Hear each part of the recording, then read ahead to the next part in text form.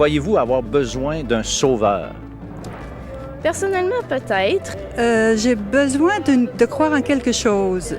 Voyons, c'est un besoin essentiel, là.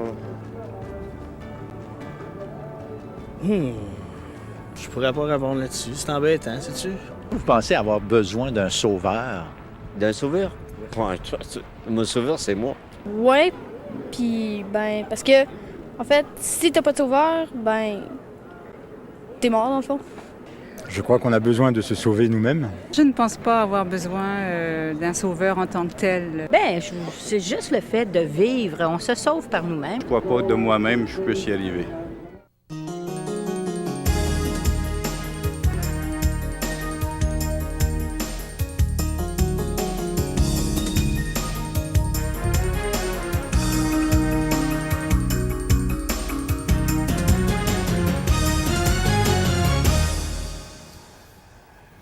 Bonjour à vous tous et bienvenue à l'émission L'heure de la bonne nouvelle dans le cadre de la série « Si tu connaissais le don de Dieu ». Aujourd'hui, nous abordons le thème du merveilleux salut de Dieu. Dieu nous offre un sauveur. Saviez-vous que Dieu travaille à la plus grande entreprise de sauvetage de l'histoire de l'humanité? Eh bien, c'est Gaston qui nous amènera justement à la découverte de ce que la Bible dit de ce sujet qui est si important et si passionnant également. Parce que lorsqu'on a commencé à découvrir le merveilleux salut de Dieu, on ne peut plus s'arrêter. Et puis, c'est l'œuvre la plus difficile que Dieu a entrepris. C'est vraiment d'amener les âmes à lui-même. Oui, et justement, vous voyez-vous, Gaston, il en est convaincu et il va nous en convaincre aujourd'hui. Comme artiste invité, il y a Nicole Stratford qui sera avec nous. C'est la première fois qu'elle va chanter à l'émission. On est très heureux de l'accueillir et je suis également convaincu que vous allez grandement apprécier son talent qu'elle a pour communiquer ses vérités bibliques par la musique. Je vous rappelle également que les Déjeuners de l'Espoir, avec qui nous travaillons en collaboration, ces déjeuners ont lieu un petit peu partout à travers la province de Québec. Pour savoir s'il y a un déjeuner dans votre région et où ce déjeuner a lieu, vous n'aurez qu'à composer le numéro de téléphone sans frais qui va apparaître dans un petit instant. François et moi-même, d'ailleurs, samedi prochain, Dieu voulant, nous serons quelque part au Québec dans un Déjeuner de l'Espoir. François, si on revient un petit peu sur l'introduction de notre émission, le Vox Pop, où on a vu ces gens répondre à la question s'ils avaient besoin d'un sauveur. En général, on peut dire qu'en réalité, la grande majorité des gens, non seulement disent ne pas avoir besoin d'un sauveur, mais se demandent même pourquoi ils auraient besoin d'un sauveur. C'est assez ahurissant jusqu'à un certain point. Ouais, c'est ça. Même ceux qui disent avoir besoin, c'est un peut-être, si peut-être. Mais écoute, c'est comme tu as dit tantôt que Dieu était en train de préparer, en train de faire en fait la plus grande entreprise de sauvetage de l'histoire de l'humanité. Et je trouve ça intéressant parce que c'est tellement vrai, puis la comparaison justement saute aux yeux en relation avec quelqu'un qui est en train de se noyer. Eh bien, si c'est un champion nageur, il va probablement retarder avant de demander de l'aide. Mais à un moment donné, après avoir avalé, qu'on pourrait dire, quelques gorgées d'eau, il va finir par avoir réalisé son besoin d'avoir quelqu'un extérieur qui vienne à lui. Et la Bible appelle, c'est un miracle en fait, parce que la Bible parle de la conviction de péché. Et c'est comme un travail que Dieu fait dans nos cœurs, dans nos consciences, pour en arriver à voir le besoin. Et ensuite, éventuellement, se tourner vers le Sauveur. Fait que ça, c'est un don de Dieu dans un sens, mais on est appelé à se poser et à s'interroger un peu. Alors, merci François. Et de toute façon, pour en savoir plus long sur ce sujet, demeure avec nous. C'est ce dont nous parlons aujourd'hui à l'émission L'heure de la bonne nouvelle.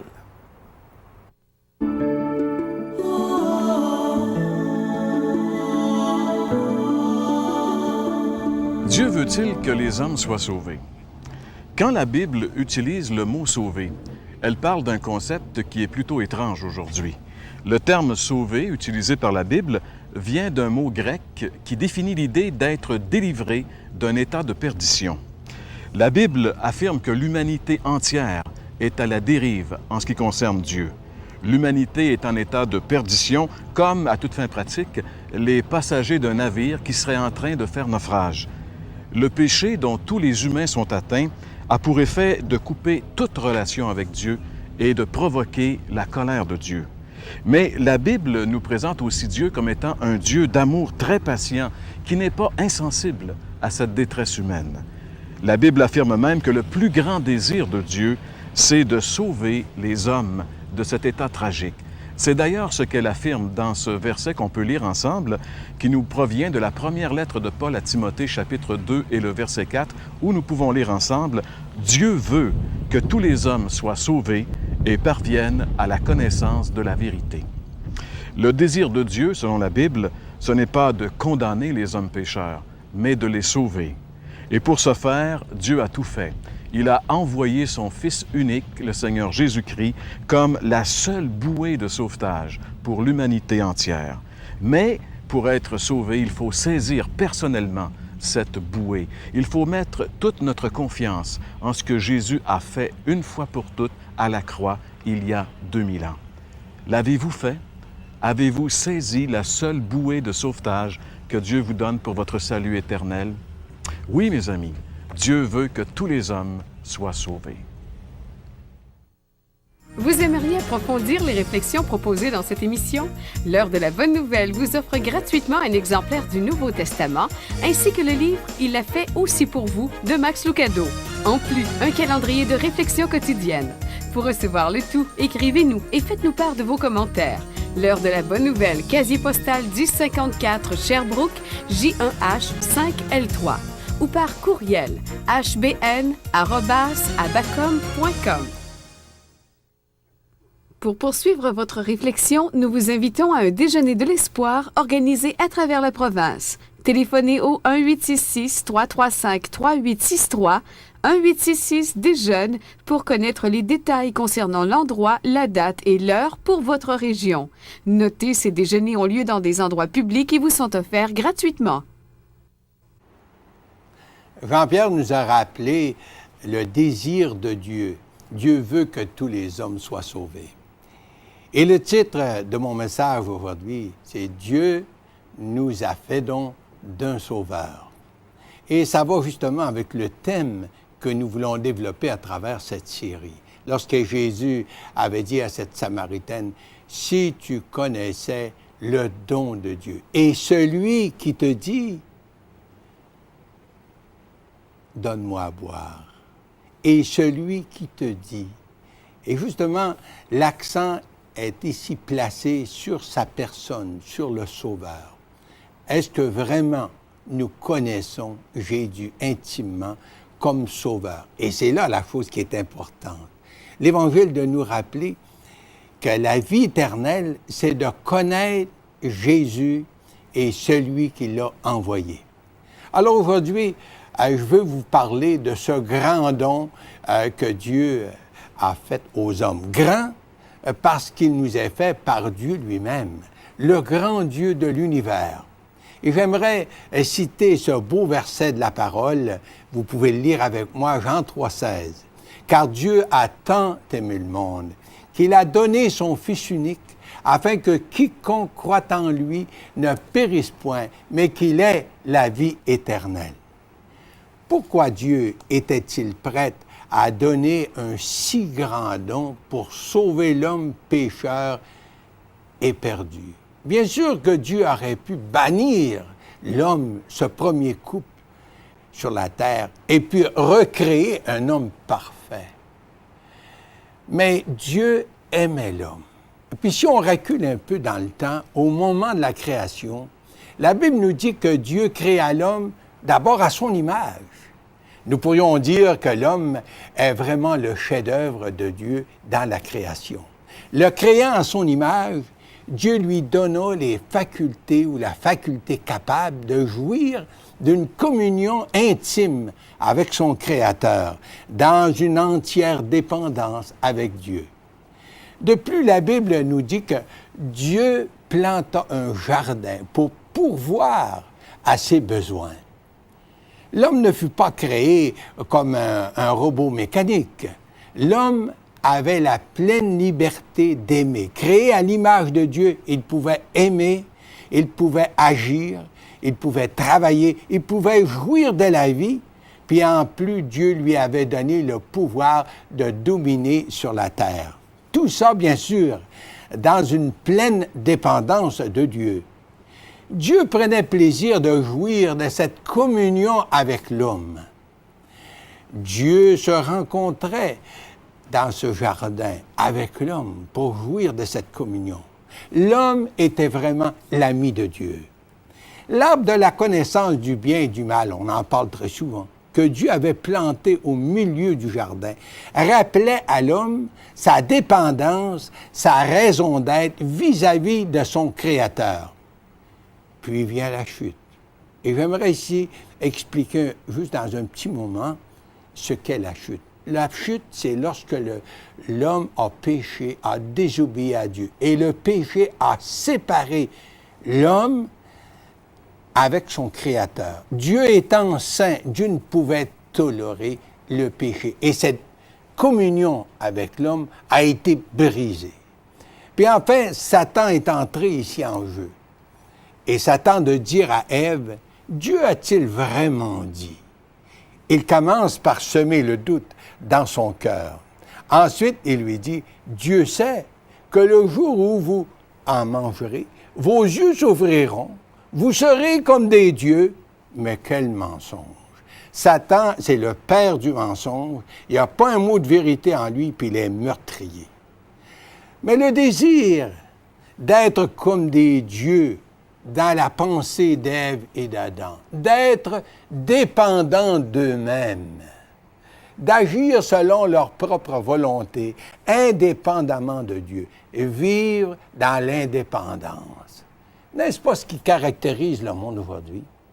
Les gens veulent être indépendants. Les gens veulent vivre leur vie comme ils l'entendent. Les gens veulent pratiquer leur religion comme ils le veulent. L'indépendance, même d'avec Dieu. Et c'est ça vraiment le péché. Parce que l'homme ne peut pas vivre sans Dieu. L'homme a été créé pour jouir de cette communion avec Dieu. Ça a déjà été dit à plusieurs reprises que dans l'homme, il y a un espace, il y a un vide à la forme de Dieu. L'homme séparé de Dieu ne peut pas vraiment vivre. L'Épître aux Romains, le chapitre 5 et le verset 12, vous pouvez lire ce texte avec moi. C'est pourquoi, comme par un seul homme, le péché est entré dans le monde, et par le péché la mort, et qu'ainsi la mort s'est étendue sur tous les hommes, parce que tous ont péché. Le jour de la chute fut le jour le plus triste de l'histoire humaine, pour l'homme, mais surtout pour Dieu, son Créateur. Mais Dieu aime l'homme, et dans sa sagesse, il mit en exécution son plan de salut, et promet à l'homme un Rédempteur. Eh bien oui, justement, Dieu avait promis un Sauveur. Et dans l'histoire de l'Ancien Testament, bien, cette promesse était toujours rappelée à travers les sacrifices. Dieu allait envoyer son Fils comme l'agneau de Dieu pour sauver l'humanité. À Satan, Dieu dira, « La postérité de la femme t'écrasera la tête et tu lui blesseras le talon. » Bien sûr qu'il est question ici de ce grand don du Sauveur. Dieu fait homme. Dieu né de la Vierge Marie. Jésus qui nous délivre de la colère à venir. Dieu n'a jamais cessé d'aimer l'homme. Mais comment Dieu, infiniment saint et juste, pouvait-il restaurer l'homme pécheur? L'homme qui s'était rebellé contre Dieu. Dans l'Épître aux Éphésiens, le chapitre 2, le verset 1 à 4, nous raconte ce que nous sommes. Vous étiez morts par vos offenses et par vos péchés, dans lesquels vous marchiez autrefois. Et le verset 3 de nous dire, nous tous aussi, nous étions de leur nombre. Et nous étions par nature des enfants de colère comme les autres. Et ça, c'est vrai, mes chers amis, de vous, de moi, c'est vrai de tous les hommes. On est mort à cause du péché, c'est-à-dire séparé de Dieu, parce que Dieu est saint, et nous sommes des pécheurs, et nous avons des penchants pour ce qui est mal. Mais le verset 4, c'est dit, et nous revenons avec ce passage de la parole, « Mais Dieu qui est riche en miséricorde, à cause du grand amour dont il nous a aimés, nous qui étions morts par nos offenses, nous a rendus vivants avec Christ. Et c'est par grâce que nous sommes sauvés. » C'est presque incroyable. Mais c'est ça le beau message de l'Évangile.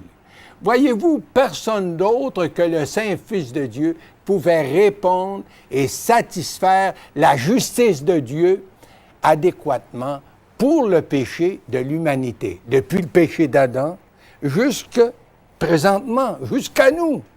Dieu a tant aimé le monde qu'il a donné son Fils unique.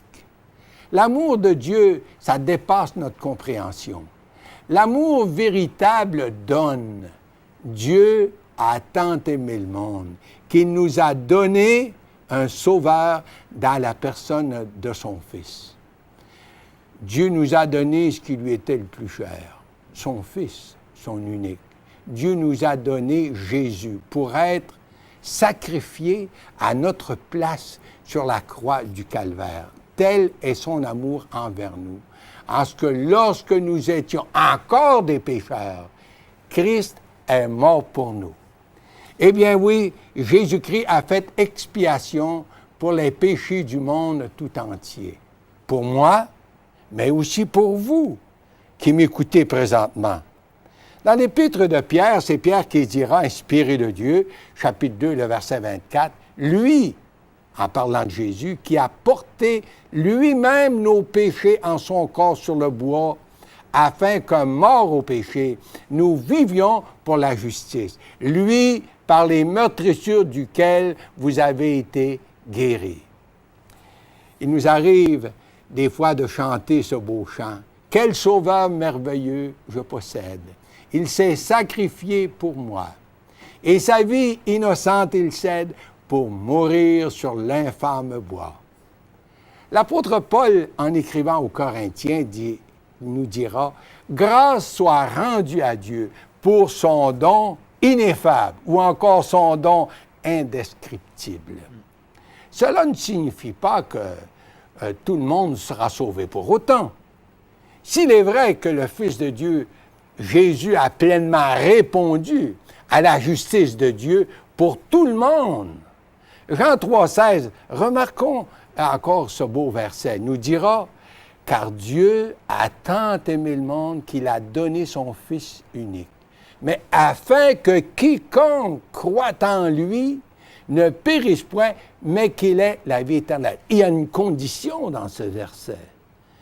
Nous devons croire. Croire en lui, c'est plus que savoir des vérités et même d'attester que Jésus est mort pour tout le monde, comme la plupart des gens nous diront. Croire en lui, c'est de venir à Jésus, de lui confesser que nous sommes pécheurs et perdus. C'est d'admettre que nous sommes perdus. Et c'est de lui demander son pardon en nous confiant à sa grâce. La grâce, ça, c'est qu'est-ce que Dieu nous donne comme don sans qu'on le mérite, pour le salut de notre âme. C'est d'accepter le don que Dieu nous offre dans la personne de son Fils Jésus. Aujourd'hui, vous pourriez savoir que vos péchés sont pleinement pardonnés. Si vous seriez prête à vous confier à Jésus, en l'invitant comme votre sauveur personnel. C'est Jésus qui nous dira, celui qui croit en lui ne périt pas, mais a la vie éternelle. Quelle grande vérité! Mais y croyez-vous, cher ami? Et c'est là la question. Beaucoup de gens, vous savez, vont dire, oui, il est mort pour nous autres, mais est-ce qu'ils sont prêts à accepter ou à prendre Dieu au mot? Aimeriez-vous aujourd'hui inviter Jésus comme votre sauveur personnel, afin de savoir vos péchés pardonnés et de posséder l'assurance de la vie éternelle? Il se peut qu'il y en a parmi vous qui disent, là, ben c'est pas possible. On ne peut avoir la certitude de la vie éternelle dans cette vie.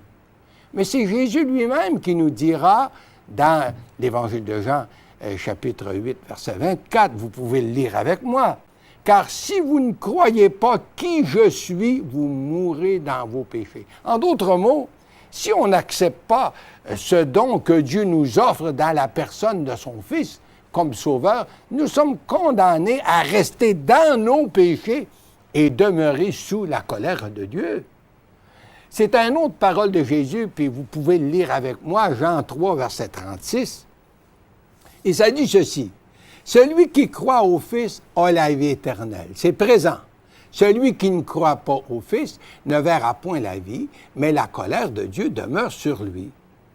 Cher ami, Jésus vous tend la main pour vous pardonner, pour vous sauver. Vous pourriez faire cette prière avec moi, puis inviter Jésus comme votre sauveur. Vous aimeriez prier avec moi? J'aimerais me faire le porte-voix pour vous. Prions le Seigneur. Ô Dieu, je sais que je suis un pécheur perdu, mais je crois que tu es mort pour moi, que tu as fait expiation pour mes péchés sur la croix. J'accepte ton pardon. Je t'accepte comme mon sauveur personnel aujourd'hui. Et à partir de maintenant, je vais vivre pour toi. Amen.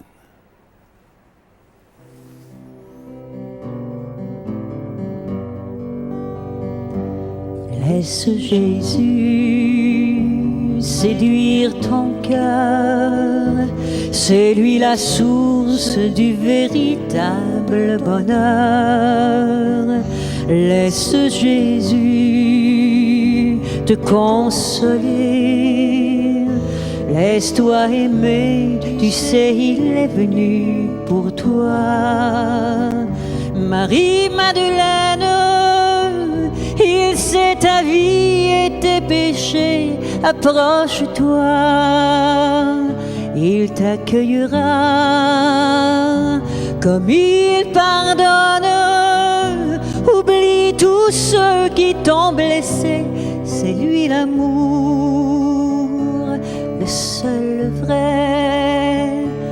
Laisse Jésus séduire ton cœur, c'est lui la source du véritable bonheur. Laisse Jésus te consoler, laisse-toi aimer, tu sais il est venu pour toi. Sois bien certaine qu'il sait ton cœur et tes chagrins, et son amour te guérira. Donne-lui ta peine, car il a souffert comme toi. Dépose-la près de la croix. Laisse Jésus séduire ton cœur, c'est lui la source du véritable bonheur. Laisse Jésus te consoler, laisse-toi aimer, tu sais il est venu pour toi. Vois combien il t'aime, donne-lui ton cœur à tout jamais, que ton amour soit ton parfum. Et si des larmes venaient à couler de tes yeux, que désormais elles soient pour lui. Laisse Jésus séduire ton cœur, c'est lui la source du véritable bonheur. Laisse Jésus te consoler, laisse-toi aimer, tu sais il est venu pour toi. Tu ne seras plus la même quand ton regard croisera le sien, tout changera, s'éclairera. Chaque seconde, Jésus fera chanter ton cœur, tu marcheras sur son chemin. Laisse Jésus séduire ton cœur, c'est lui la source du véritable bonheur. Laisse Jésus te consoler, Laisse-toi aimer, tu sais, il est venu pour toi. Laisse-toi aimer, tu sais, il est venu pour ça.